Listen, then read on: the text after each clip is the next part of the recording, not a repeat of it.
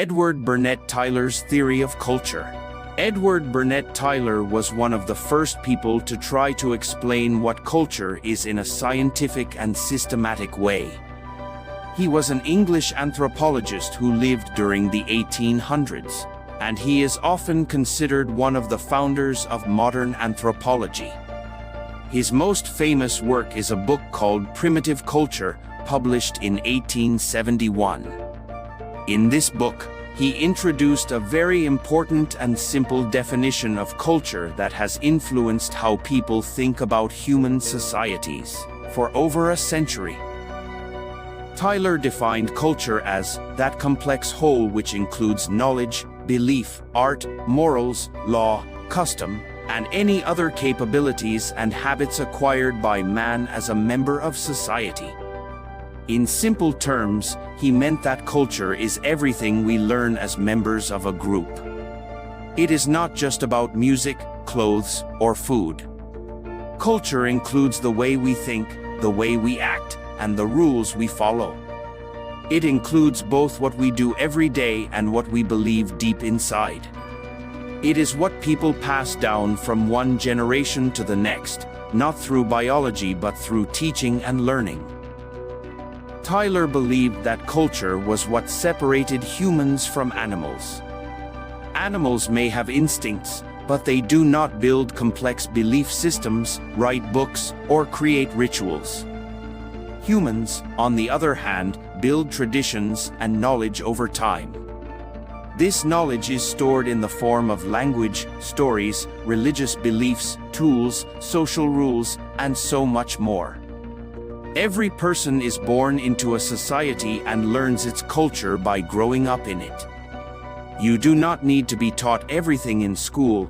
You pick up a lot just by being part of a family, watching others, and participating in everyday life. Another important part of Tylor's theory was the idea that culture evolves. He believed that human societies move from simple to more complex forms over time. This idea is known as cultural evolution. According to Tylor, early human societies started with basic ways of living, believing in simple spirits or forces in nature. Over time, they developed more advanced systems of religion, government, and science. He thought of this change as a kind of ladder. At the bottom were what he called primitive cultures, and at the top were what he saw as the civilized cultures of Europe in his own time.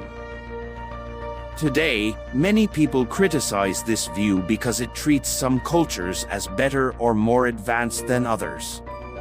It also reflects the colonial mindset of the 1800s, when European countries ruled over many parts of the world and believed they were superior. Modern anthropologists believe that all cultures are different but equal, and they do not put them in a ranking system. Still, Tylor's idea of cultural evolution was important at the time because it encouraged people to study other cultures seriously, instead of just judging them. One of the key parts of Tylor's theory was his focus on religion. He believed that religion also evolved over time. In his view, the earliest form of religion was something he called animism. Animism is the belief that spirits live in natural things, like animals, trees, rivers, or the wind. People believed that these spirits had power and could affect their lives. Over time, Tylor believed animism led to more organized religions, including polytheism, belief in many gods, and then monotheism, belief in one God. He saw this as a process of growth and progress. Tylor also introduced the idea of survivals. These are customs or beliefs that continue to exist even after people forget their original purpose.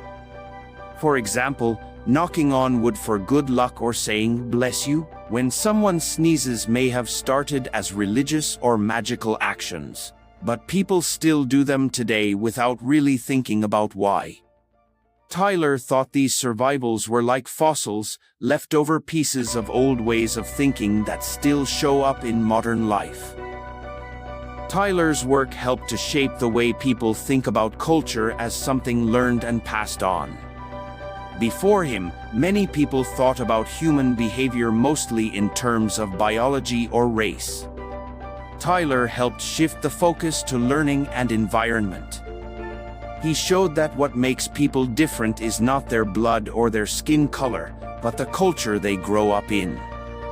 He believed that by studying culture, we can understand why people behave the way they do, and we can also see the common patterns that connect different societies. Even though some parts of Tylor's theory are outdated, his work is still very important because it helped create a scientific way to study human beings. He was one of the first to say that culture is not just something fancy or artistic, it is a basic part of human life. Every society has culture, and every human being is shaped by it. This idea has become the foundation for anthropology, sociology, and many other fields. Tylor's definition of culture also helped people understand that no one is born with culture in their genes. People learn how to act, think, and believe by being part of a group. That means culture can change. New ideas, new tools, and new ways of living can change the way people behave. At the same time, culture can also be very powerful in shaping people's thoughts and actions. Sometimes, people do things simply because that is the way we do it, even if they do not remember where the tradition came from. This is why culture is both flexible and strong. It can adapt to new times, but it also holds people together by giving them shared values and meaning. In today's world, where people from different cultures interact more than ever before, understanding Tylor's theory of culture is still helpful. It reminds us that we should not judge people just because they act or think differently. Instead, we should try to learn about the culture that shaped them. Every culture has its own history, logic, and beauty.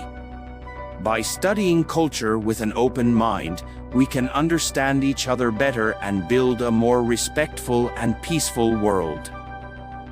In conclusion, Edward Burnett Tylor gave us one of the first scientific definitions of culture and opened the door for the study of human societies through a cultural lens. He taught that culture is learned, shared, and passed down through generations. He believed in cultural evolution and tried to trace how customs and religions developed over time. While some of his ideas have been challenged or replaced by newer thinking, his basic message, that culture is the key to understanding human behavior, still remains powerful. Culture is what makes us human, and studying it helps us understand ourselves and others. If you enjoyed this video and want to learn more about thinkers who shaped our understanding of society, please like the video and subscribe to the channel. Your support helps us continue to bring you more easy-to-understand content about big ideas. Thank you for watching, and we will see you in the next video.